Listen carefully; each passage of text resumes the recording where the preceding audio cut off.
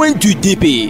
Coin du DP, un canal pour les directeurs de publication de se prononcer sur l'actualité socio-économique, culturelle, sportive et autres, sans oublier la une des journaux. Donc quand je sais que je prends un billet et qu'en amont, on me le refusera, je suis obligé de le refuser sur place. Cela en vaut pour les pièces. Donc il faut que le ministère des commerçants essaye de passer à une campagne de sensibilisation. On diminue le prix et on laisse chaque conducteur de s'attendre, ce qui fait qu'aujourd'hui il y a des problèmes entre les chauffeurs et les passagers. Chauffeur, je vais à Goué, mais pardon, je n'ai que 300 francs. Le chauffeur sert la mine. Pour ma part, l'une des grandes menaces qui pèsent sur nos pays, c'est celle du foncier. Et si ce problème n'est pas vite résolu, il pourra un jour nous sauter et provoquer de graves conséquences dans notre pays, surtout à Lomé. Pourquoi c'est maintenant qu'on a dépoussiéré cela pour prendre un décret autour? C'est pas passant cette situation dormante de l'opposition après les dernières élections présidentielles. Ford ne va pas se tirer des balles dans les pattes. Si l'opposition dort, c'est tant mieux pour lui. Je vois par endroits les gens faire de la propriété de façon spontanée, mais je voudrais dire que ce n'est pas suffisant. Par rapport à Lomé, où les gens viendront spécialement, il faut que tous les quartiers de Lomé soient mis au propre. Le Jassement a aussi pour ce point. À voir de très près, on dirait que c'est contre la moralité. Cette opération de passe-passe où Blaise Compaoré devient ivoirien,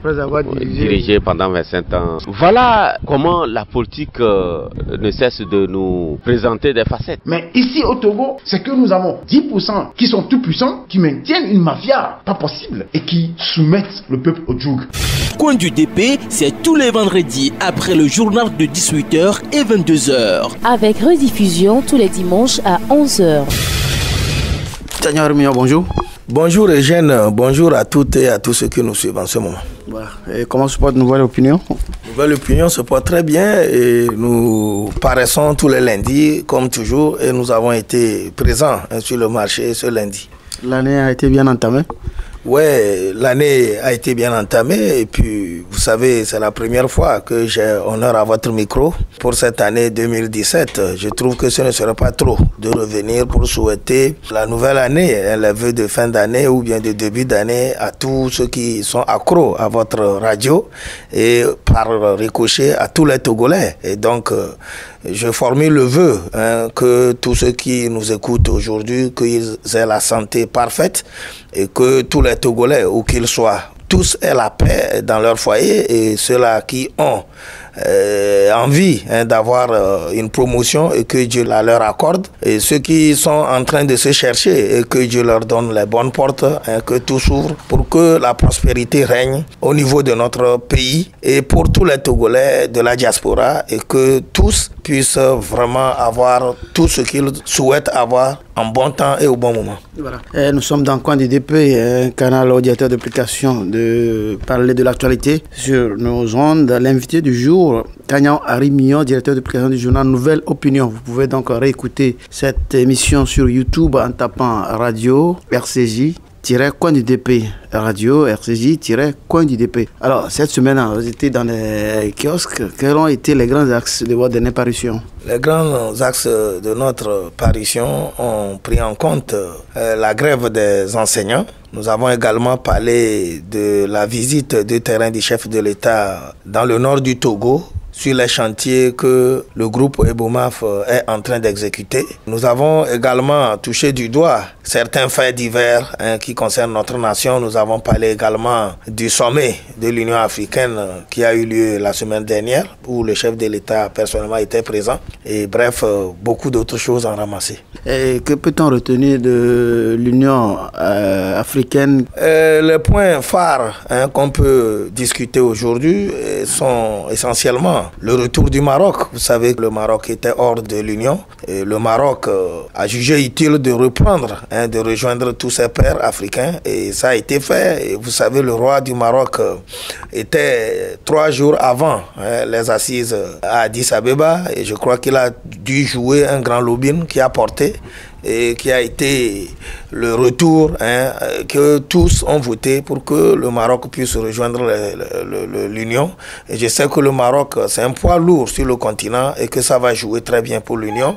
Nous allons aussi revenir au niveau de l'Union par rapport à celui qui devrait prendre la place de Madame Nkurunziza. Vous savez, le président Idriss Déby, il a été président en exercice et en partant, au moment où tout le continent avait le regard tourné vers le Sénégal. Et le Kenya, à la surprise de tous, c'est le Tchadien qui a été le remplaçant immédiat de Madame Nkurunziza, ce qui a été une grande surprise.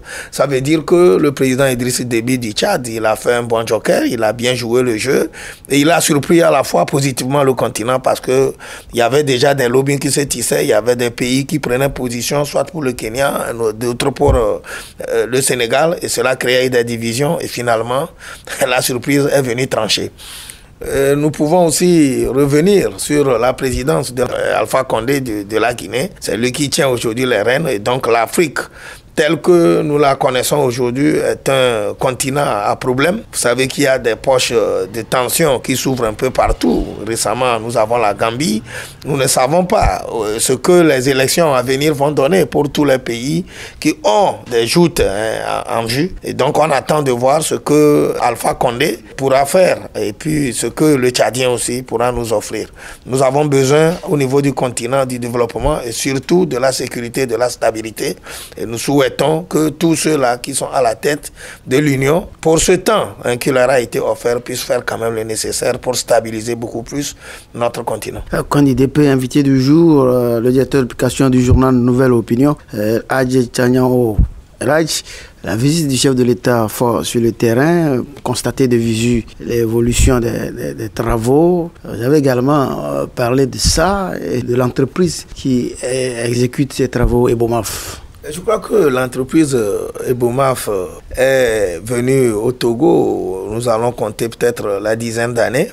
Mais quand vous observez, c'est une entreprise qui fait son boulot avec l'art, beaucoup de technicité, et les chemins, les routes que cette entreprise a eu à construire, que ce soit à la capitale ici ou à l'intérieur du pays, vous les voyez et puis vous n'avez pas assez de détours pour conclure que c'est du bon travail qui se fait. Et ce qui a fait que l'État togolais lui a confié pratiquement la construction ou la réfection des grandes routes au niveau du septentrion du pays.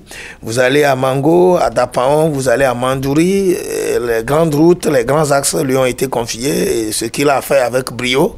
Et récemment, il s'est agi de la route du contournement qui quitte Sarakawa pour Kanté, et qui dessert les milieux comme Aloum, beaucoup de villages agricoles, et qui sont même le grenier, un des greniers de céréales du pays. Et donc il fallait quand même que cette route-là soit réhabilitée, qu'elle soit réadaptée pour permettre quand même à tous ces villages agricoles qui sont enclavés dans ce coin d'être ouverts pour que tout ce qu'ils produisent puisse quand même porter loin dans le territoire national et hors de nos frontières. Et donc le chef de l'État, juste après Sarakawa, a jugé utile d'aller pour une première fois de façon inopinée pour constater ce que Ebomaf est en train de faire.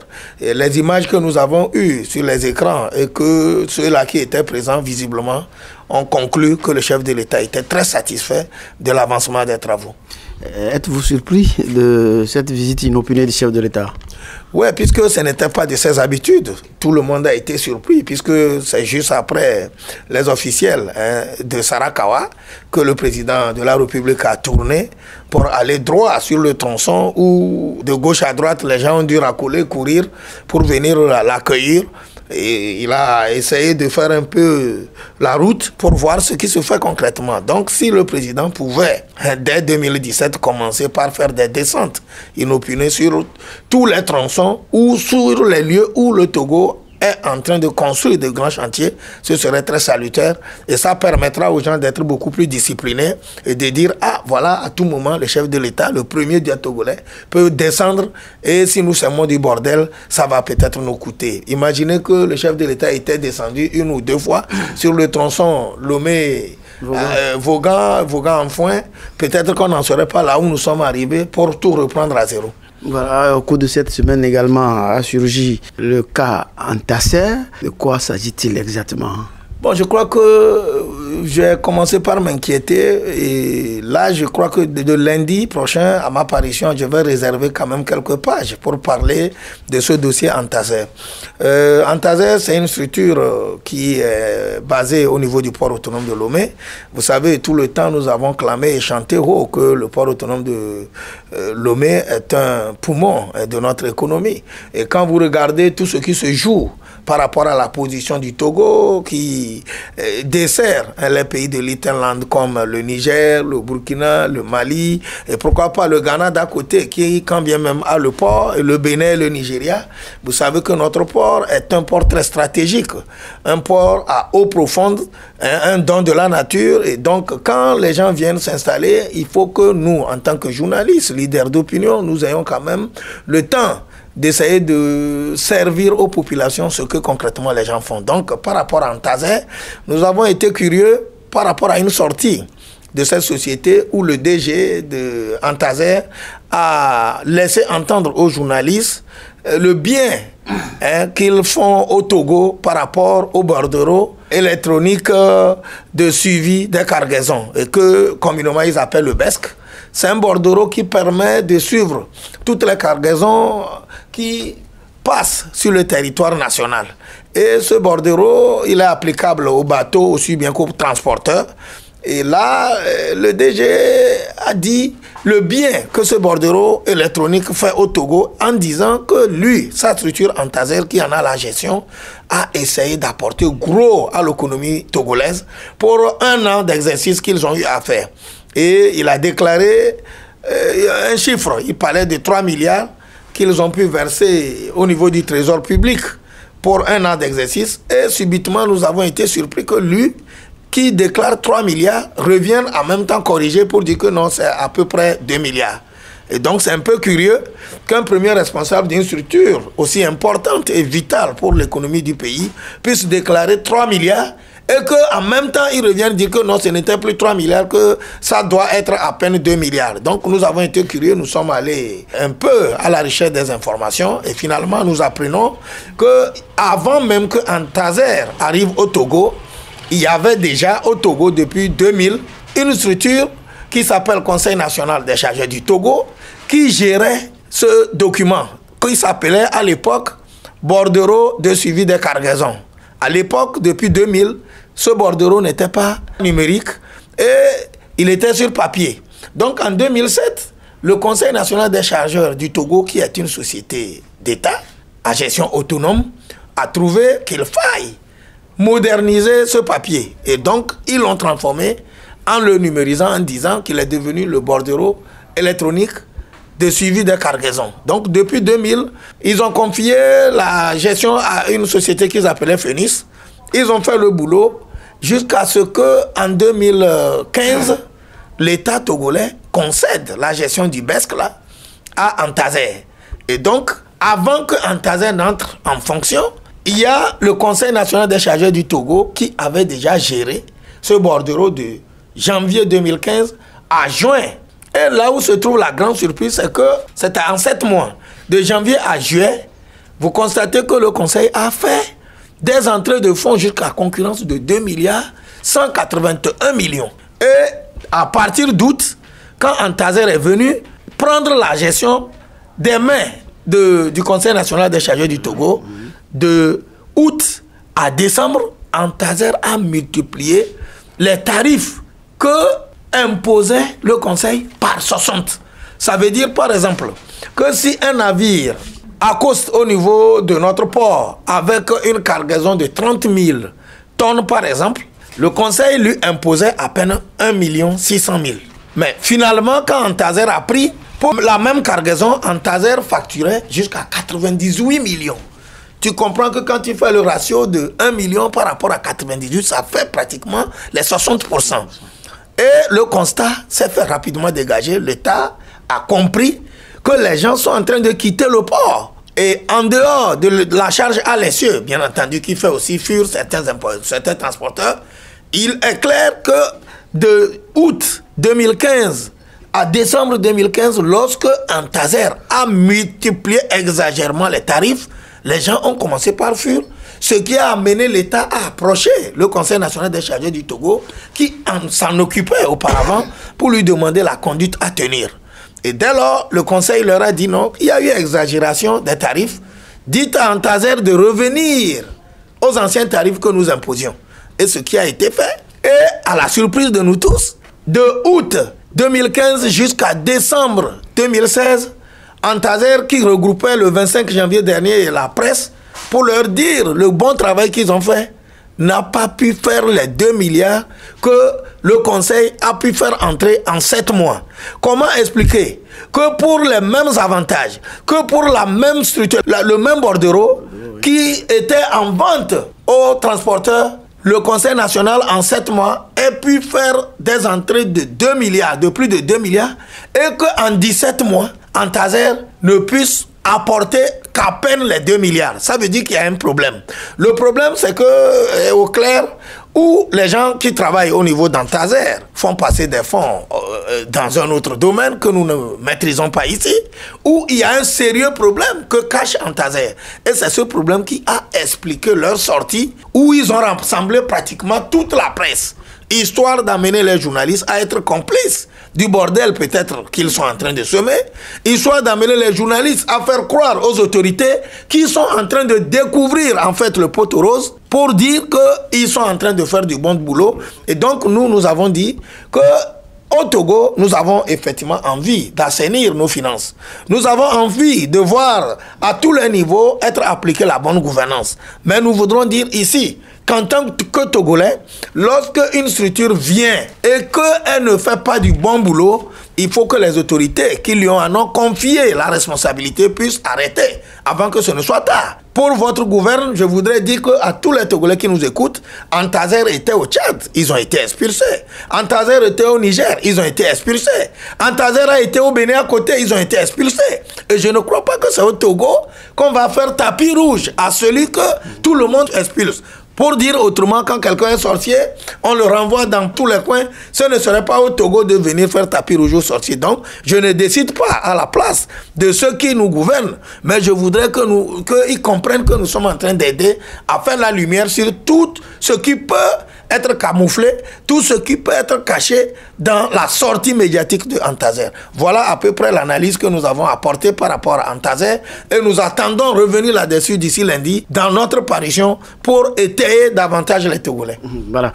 Candidat DP, invité du jour, Ella Tchanyao Arimignon, directeur de publication du journal Nouvelle Opinion. Vous êtes également revenu sur la grève des enseignants. Aujourd'hui, d'aucuns disent que c'est trop, puisque cette semaine, et actuellement, ils sont en grève. Oui, je crois que par rapport à la grève des enseignants, nous parlons ici en tant que journalistes et à la fois en tant que parents d'élèves et en tant que Togolais.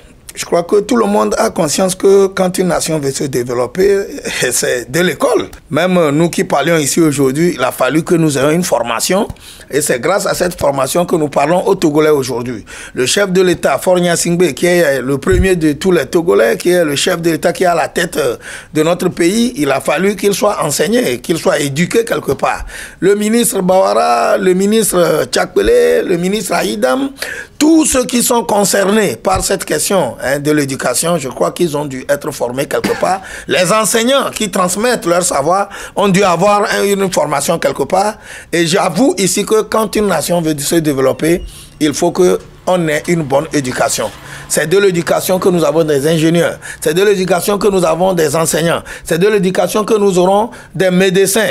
C'est de l'éducation que nous avons tout. Et quand l'éducation est bâclée, je crois qu'on ne peut pas avoir la croissance, l'essor vers le développement. Et c'est par rapport à ça que je voudrais dire que les syndicalistes et les gouvernants, que chacun essaie de mettre la balle à terre, y compris les parents d'élèves, pour que on puisse une fois de bon trouver la solution de ces problèmes d'enseignants qui chaque année nous reviennent à la figure. Et pour le faire, j'ai pris en compte une interview du ministre Bawara qui avait dit qu'il comprend que la grande partie des préoccupations des enseignants se trouve logée dans le statut particulier de l'éducation.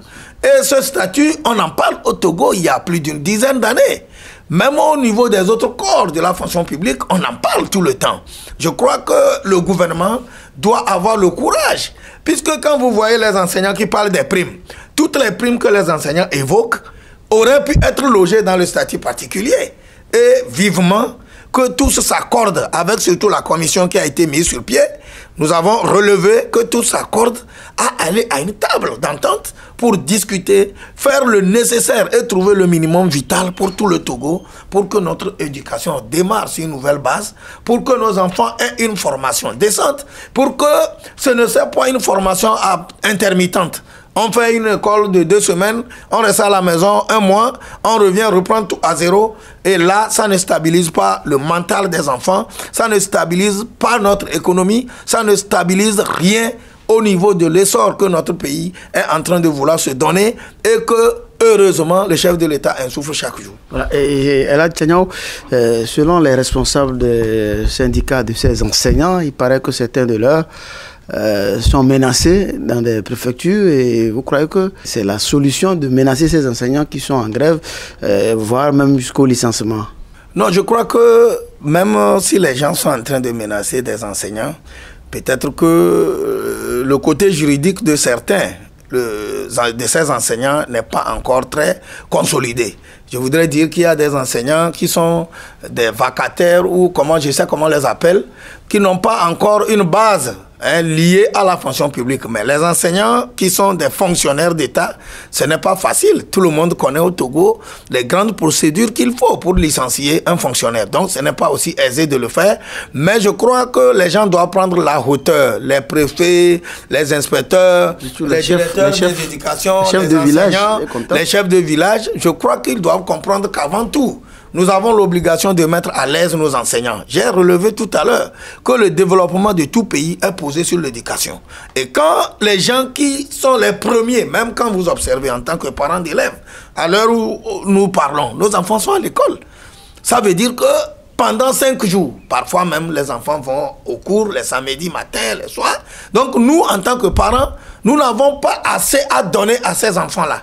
Et ceux qui s'occupent sur tous les plans pratiquement de nos enfants, c'est les enseignants. Donc, qu'on soit chef de village, qu'on soit directeur d'école, qu'on soit préfet pour le compte de qui ou de qui que ce soit, je crois qu'on doit savoir qu'il y a des fibres qui sont tellement sensibles pour une nation où on ne peut pas semer de n'importe quoi. Et donc, en ce moment, je voudrais dire à tous ces gens-là de faire l'effort, de prendre le dessus et de comprendre que les revendications, si elles sont ailleurs considérées comme exagérées, c'est parce que les gens ne veulent pas comprendre la portée de ce que j'ai dit. Mais que les gens essayent de comprendre. C'est sûr et clair qu'on ne peut pas tout donner à la fois. En matière syndicale, vous demandez gros, on vous donne peut-être la moyenne. Et donc, les enseignants, comme les syndicalistes qui sont au devant de ces enseignants-là, tous doivent comprendre qu'au moment où on trouvera la moyenne des formules, il faut que tout le monde le prenne, le temps que le pays soit davantage bien pour qu'on puisse atteindre un seuil. Tout le temps, j'écoute certains qui disent, bon, ça se fait que c'est comme ça se fait dans tel pays. Quand vous allez dans ce pays-là, c'est comme ça on paye. Mais il faut que les gens comprennent. Nous avons l'occasion de temps en temps de sortir du Togo. Les gens ont un salaire haut de barème, mais la vie de ces gens-là n'est pas comparée à ce que nous menons comme vie au Togo. Les enseignants même, ils savent que les 10 dernières années qui viennent de passer, certains ont vu leur salaire être doublé. Pourquoi pas? Pour certains même, c'est triplé. Mais cela ne veut pas dire qu'il faut rester croiser les bras parce qu'on nous a fait certains avantages. On ne va pas avoir ce qui est important et nécessaire pour nous. Donc, les syndicats, j'ai eu dire quelque part qu'il y avait un groupe qui a été délégué pour aller, certains syndicats, certaines centrales ont été mandatées pour aller aux discussions. Mais ces centrales ont commis des erreurs au moment où on n'a pas pris certaines personnalités qui ont une influence au niveau des syndicats pour les joindre et discuter. Et c'est ça qui crée les frustrations et c'est ça qui nous a mené à cette grève-là. Je voudrais que chacun essaye de comprendre et que chacun prenne une hauteur pour mettre les bonnes personnes où elles doivent être à un temps précis pour que de cette commission qui a été mise sur pied, on puisse une fois de bon clôturer les pages de grève, surtout au niveau scolaire. Voilà. Et il y a une semaine que les prix des produits pétroliers à la pompe ont été vus à la hausse. La ministre Léguésime est venue donner des explications. En votre qualité de directeur d'application, êtes-vous satisfait de ces raisons, de ces arguments que la ministre nous a donnés la dernière fois sur la TVT? Les arguments de la ministre, si je m'aligne, peut-être que les gens diront que je suis du côté du gouvernement. Mais je voudrais dire que, en toute chose, il faut que les Togolais comprennent que d'abord, nous n'avons pas du pétrole ici. L'année passée, nous avons connu graduellement des diminutions. Et nous tous, on a acclamé. On a connu 3 diminutions consécutives. Une première, une deuxième, une troisième, et on a acclamé. Et je vous assure qu'avec les nouveaux tarifs que nous avons aujourd'hui, je reviens du Cameroun il y a 3 jours. Le Cameroun a le pétrole, mais le prix que les gens appliquent au Cameroun, que ce soit avec du gasoil, que ce soit avec de l'essence, sont pratiquement à 50% plus que ici. Vous allez là-bas, vous trouvez du gasoil à 720. Vous trouvez de l'essence super sans plomb là-bas actuellement à 640. Ça veut dire que nous sommes encore en bonne posture. Et quand vous suivez les explications de la ministre qui disait que dans la sous-région, nous avons le plus, le moins par rapport aux autres pays, elle n'a pas menti. Quand les gens crient, allez au Ghana, allez-y, en Côte d'Ivoire à côté, allez au Burkina, vous allez constater que le prix tel qu'il est n'est pas trop exagéré. On me dira également que non, au niveau des cours mondiaux, le baril est resté intact. Oui, mais au même moment, qu'on soit aussi courageux d'interpeller le gouvernement pour dire que ce n'est pas parce que l'année passée, nous avons connu des diminutions graduelles qu'en début de cette année, on nous commence les hausses. Je me pose la question, d'ici décembre, est-ce que nous n'aurons pas des hausses graduelles comme cela fut fait l'année passée? Et si le gouvernement a ce plan, je crois que c'est le mauvais, puisqu'il ne faut pas qu'il perde de vue que ce n'est pas moi, Tchaniao, qui ai fait le programme à la place de Faure Gnassingbé. Ce n'est pas moi qui suis allé à l'investiture. Ce n'est pas moi qui suis allé au niveau de l'Assemblée au nom du gouvernement dire que nous avons un mandat social. Et quand on a un mandat social, on ne regarde pas ce qui se passe dans d'autres pays, mais on fait un pays spécial. Un mandat social, un pays spécial. Un pays spécial, c'est un pays où, lorsque vous parlez de social, à tous les niveaux, les populations doivent ressentir que vraiment, nous sommes dans un mandat à Blodé-Badja. À Blodé-Badja, pour moi, ça veut dire que les gens, quand ils veulent acheter des produits pharmaceutiques, ça doit être moins cher. Quand les gens veulent payer l'école, ça doit être à la portée de tous. Quand les gens doivent acheter les denrées de première nécessité, ça doit être au moindre coût. Quand les gens veulent se déplacer, ils doivent avoir quand même la possibilité de le faire parce que, quand je disais tout à l'heure que l'école est vitale pour le développement, je voudrais ajouter ici que la mobilité d'une nation, des peuples d'une nation, est aussi un point très important dans le développement. Parce que quand on ne peut pas se déplacer, quand je parle à la radio ici, c'est un boulot. C'est un sacerdoce que nous sommes en train de faire à l'endroit des peuples togolais.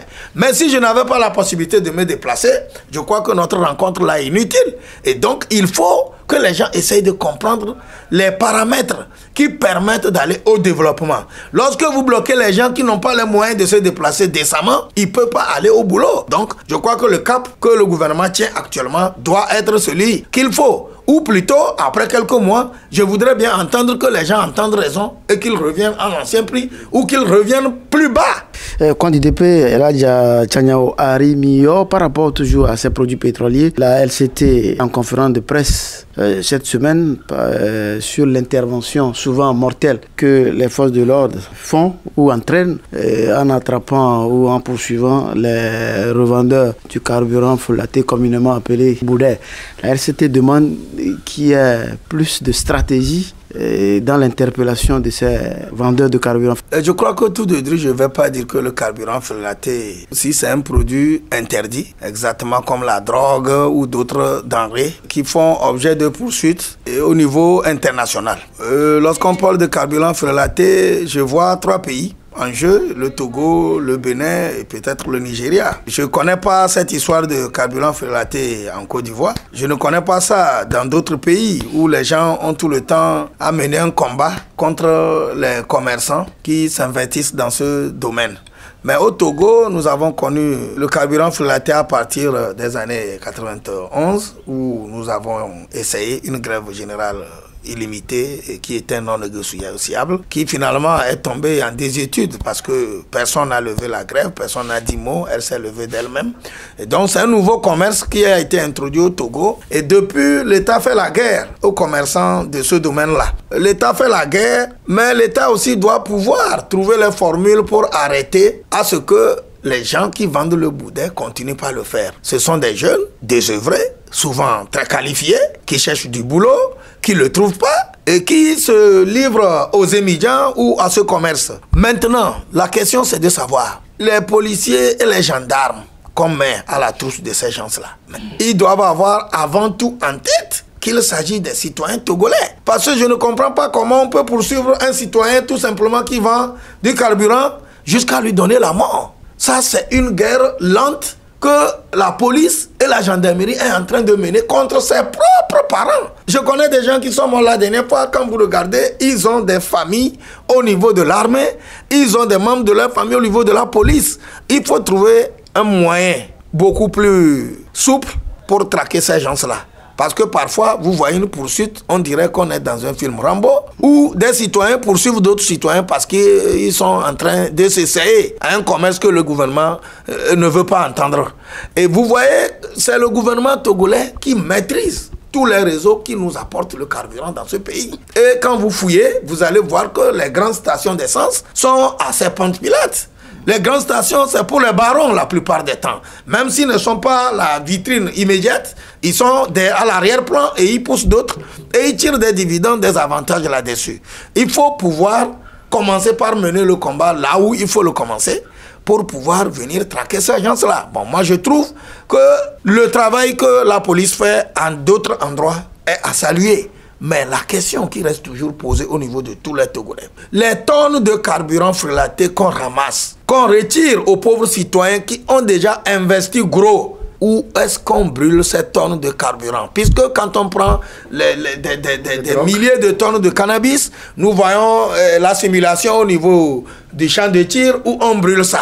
Le carburant frelaté, s'il a été déclaré mauvais pour peut-être l'environnement, mauvais pour les moteurs de voiture, mauvais pour tout ce qui peut entraîner, qui peut causer de la mort aux Togolais, quand on traque les gens et on retire, où est-ce que la gendarmerie verse ce carburant? Où est-ce que la police verse ce carburant? Est-ce que ce n'est pas du carburant qu'on reconvertit pour aller faire un autre commerce dans d'autres stations d'essence? Est-ce que ce n'est pas un carburant, quand on le traque, on le récupère? Est-ce que ce n'est pas un carburant qu'on utilise dans les camions Benz, dans les K4 que nous voyons la police traîner? Où on nous dit clairement que, scientifiquement, le carburant frelaté est du mauvais carburant pour la vie humaine, pour nos moteurs de voiture, on le combat. Mais quand on le prend et que ça donne l'idée qu'on l'utilise autrement, c'est ça qui est un peu le hic au niveau de la population. Là, un appel à lancer au ministre de la Sécurité et de la Protection civile par rapport à l'intervention de ces éléments. Oui, il faut trouver une formule moderne pour traquer les gens qui s'essayent à ce commerce-là. Le Togo dit non au carburant frelaté, mais qu'on trouve le moyen décent et humain pour traquer ces gens-là. Que le carburant frelaté, dans son combat que la police mène, ne soit pas source de la mort à plusieurs Togolais. Parce que quand vous dressez la liste de ces compatriotes qui ont déjà perdu la vie dans cette traque de la police, vous allez voir qu'on va avoisiner plus de 50 déjà. Et il y en a même qui sont morts qu'on ne connaît pas. Je ne dirais pas ici que la police et la gendarmerie et l'armée togolaise ne font pas le bon boulot. Ils font du bon boulot au plan même internationalement reconnu. La preuve, lorsque nous avons eu notre sommet sur la sécurité maritime, les gens s'attendaient à ce que le Togo soit attaqué ou qu'il y ait des actes d'insécurité visibles. Mais rien n'a été fait, rien n'a été signalé. Et ce qui fait même que l'Union africaine a tiré chapeau au Togo. Et donc, qu'on trouve la formule à ce niveau pour que dorénavant, on n'ait pas de pertes en vie humaine lorsque l'armée ou la police ou la gendarmerie est en train de traquer les commerçants de carburant. Voilà, sport, la CAN Total Gabon 2017 prend fin dimanche. Le Togo y a pris part, mais est revenu prématurément. Qu'est-ce qu'on peut retenir de la participation togolaise? D'abord, je voudrais féliciter l'équipe togolaise, à la surprise de tous, puisque sur les réseaux sociaux, dans la rue, partout, les gens ont pris tout leur temps pour dire toutes les bêtises à l'endroit de l'équipe, à l'endroit du staff, à l'endroit de la fédération. Ben, moi, j'ai dit félicitations d'abord aux joueurs, au staff, à la fédération, au chef de l'État, puisque à un moment donné, quand ça n'allait pas, il nous a donné un entraîneur, Claude Leroy, et tout le monde le connaît, le sorcier blanc, il a fait ses preuves. Même si d'autres pensent qu'il est en train d'être épuisé, qu'il n'a plus rien à donner, moi j'ai dit merci d'abord pour dire que lorsque les derniers matchs devaient être joués, nous avions tous les mains en l'air. Le Togo ne s'attendait même pas à être présent là-bas. Nous avons été les derniers qualifiés et nous sommes allés, on est derniers, bien entendu. Mais je voudrais que tout le monde comprenne ici que ce qui est important, c'est que chaque fois qu'on parlera de participation de CAN, on dira que le Togo a tel taux de participation, en espérant que le Togo saura. C'est ce qui est important. Parce que à chaque fois quand vous allez à une guerre ou à un combat, il faut revenir, regarder dans le rétroviseur et se poser la question, qu'est-ce qui n'a pas marché? Qu'est-ce qui a pu marcher? Qu'est-ce qu'il faut corriger? Donc c'est à cela que j'appelle aujourd'hui Claude Leroy. C'est en cela que j'invite aujourd'hui le colonel Akpovi et tous ses hommes. C'est en cela que j'invite tous les joueurs. C'est en cela que j'invite tout le staff pour que les gens essayent de trouver la formule qui nous permette à la CAN prochaine d'être à un niveau acceptable de la compétition. Et en cela, moi j'ai des pistes. Ça fait 2 semaines j'étais à l'intérieur du pays où j'ai suivi une finale entre cantons dans une préfecture dont j'étais aujourd'hui le nom. Entre-temps, on m'a dit que la fédération a fait un tour pour recruter des joueurs locaux. Je vous assure qu'il y a des joueurs plus que Adebayo à l'intérieur de ce Togo. Qu'il y a des joueurs plus que toute la horde de professionnels qu'on nous a amenés et qui sont dans nos cantons, qui sont dans nos villages, qui sont même à Lomé ici. Je voudrais inviter Claude Leroy et Akpovi à faire une sortie dans les petits villages et cantons pour détecter tous ces talents et les entraîner et leur donner le goût du foot professionnel et vous allez voir que lorsque nous serons à la CAN, nous allons être la meilleure des équipes. En exemple, l'Égypte est arrivée à cette CAN avec 19 locaux. Le Congo, RDC, est arrivé à cette CAN avec 17 locaux. Quand je dis ça, les gens me diront non, ils ont un championnat élevé. Le championnat élevé, oui. Mais est-ce que quand on a amené les professionnels là, ils sont allés jouer dans le club? On les a entraînés. Donc il faut aller chercher les talents partout dans les tréfonds du Togo et rassurer ces talents-là. Et je vous assure que nous aurons une bonne équipe pour la prochaine CAN que je souhaite déjà voir le Togo présent. Voilà. Et actuellement, 10 auto-écoles ont été agréées. Comptez que c'est suffisant pour tout le Togo? Ce n'est pas suffisant, mais il ne s'agit pas de créer des écoles. Les gens en ont créé parce que, bon, on a autorisé la création d'écoles, on crée l'école et puis on n'a pas les moyens de faire la politique de l'école. Si avec 10 écoles, on peut faire le maximum de formation adéquat et qui puisse nous sortir ce que nous voulons, je crois que ça peut marcher. Et puis, c'est trop petit, ils vont majorer des prix comme ils le veulent. Est-ce que c'est à Lomé seulement que ces écoles sont stationnées? Oui, à Lomé seulement, les 10 auto-écoles. À Dapaon, il y a des auto-écoles. À Takpamé, il y en a. Mais si aujourd'hui, on en a donné l'agrément que pour 10 et que c'est pour Lomé, c'est parce qu'on a vu que le Lomé est en train d'être dimensionné. Et beaucoup plus à Lomé, les gens ont la volonté d'aller apprendre à conduire. Et à Lomé, les gens s'achètent beaucoup plus de voitures. Vous allez à l'intérieur du pays, vous allez compter dans une ville les cadres qui ont une voiture personnelle chez eux. Vous allez à Sotouboua, on va vous dire, ah, vous allez voir le juge à sa voiture, l'inspecteur. Mais en dehors de ça, qui a sa voiture personnelle? Mais à Lomé, pratiquement, plus de la moitié des habitants de Lomé s'achètent des voitures aujourd'hui. Des gens sont en train de quitter carrément la moto pour la voiture. Civisme et citoyenneté pour mettre fin à cette entrevue. Puisque nous parlons des routes, je voudrais toujours dire aux Togolais qu'on est en train de nous construire des routes modernes, que ce soit à Lomé, que ce soit au niveau des autres préfectures. Un effort se fait sentir. Mais ce n'est pas parce que nous avons de bonnes routes que nous allons exagérer en roulant à tombeau ouvert pour nous donner la mort. Quand vous allez voir les statistiques l'année passée, de combien d'accidents nous avons eu au Togo et de combien de Togolais sont partis accidentellement, ça fait réfléchir et ça fait froid au dos. Donc, je voudrais appeler tous les Togolais qui circulent, que ce soit à vélo, à moto, que ce soit à voiture ou pourquoi pas même les piétons, d'être toujours prudents quand on sort de chez toi. Merci et bon début de week-end. Merci à toi également et Bon début de week-end à tous les Togolais qui nous suivent. Fin de Coin du DP de ce jour. Eladj Tchagnan Arimiyo, directeur de publication du journal Nouvelle Opinion, était notre invité. Merci également à tous les directeurs de publication qui nous donnent la bonne information et merci également à vous pour oreille attentive. Moi, je suis Eugène Bamazé. Prochain rendez-vous vendredi avec un autre directeur de publication, sans oublier la rediffusion dimanche à 11h temps universel. Réécoutez également cette émission sur YouTube en tapant radio-RCJ Coin du DP. Au revoir. Coin du DP. Au revoir. Coin du DP. Au revoir. Coin du DP. Au revoir. Coin du DP. C'était Coin du DP.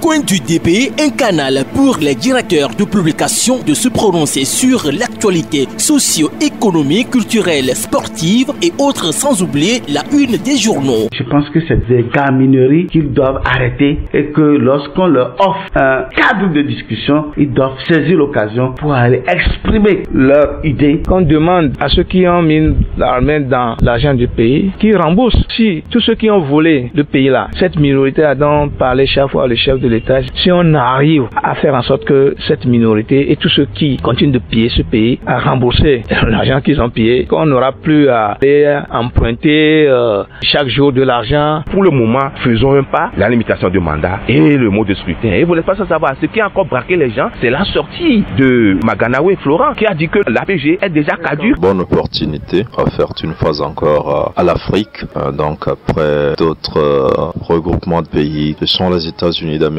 qui offre donc une opportunité à l'Afrique pour une fois échanger. Dans un pays normal et surtout en Afrique, le clergé et les représentations religieuses et spirituelles ont une importance capitale dans les prises de décision, dans l'orientation. Et le mal du Togolais, c'est que on réagit au coup par coup. Quand aujourd'hui quelque chose se passe, on réagit sur le champ, mais on ne cherche pas les tenants et les aboutissants. Les hommes d'affaires font les affaires. Et qui dit homme d'affaires cherche d'abord son bénéfice, puis le reste viendra après. Et donc quand vous confiez la fédération à un homme d'affaires, attendez-vous à ce qu'il fasse des affaires avec votre fédération et votre football. Disons que l'essentiel doit être fait. Et l'essentiel pour moi, c'est accompagner les responsables, les propriétaires de ces fermes avicoles afin qu'ils puissent redémarrer rapidement leurs activités. Je ne suis pas sûr que nous pouvons faire le compte. Et ça, c'est parce qu'il y a une certaine impunité dans le pays. Les gens pensent que quand on détourne l'argent du pays, ce qu'il y a comme sanction, c'est qu'on vous licencie. Coin du DP, c'est tous les vendredis après le journal de 18h et 22h. Avec rediffusion tous les dimanches à 11h.